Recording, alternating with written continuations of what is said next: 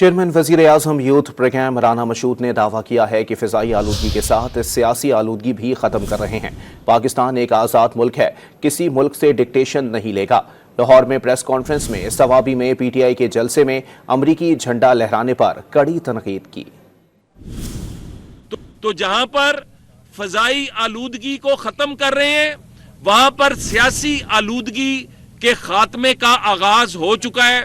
मैं फिर कहूंगा, इलेक्शन वक्त पर होगा। रोज जो फलस्तीनियों की शहादत हो रही है, क्या इन्होंने अपने किसी जलसे के अंदर फलस्तीन का झंडा लहराया? क्योंकि इनके अमरीकी आकाओं ने नाराज हो जाना था। हां, सवाबी में अमरीका का झंडा लहराया।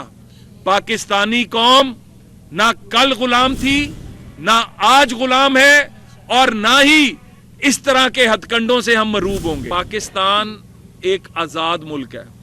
पाकिस्तान डिक्टेशन नहीं लेगा।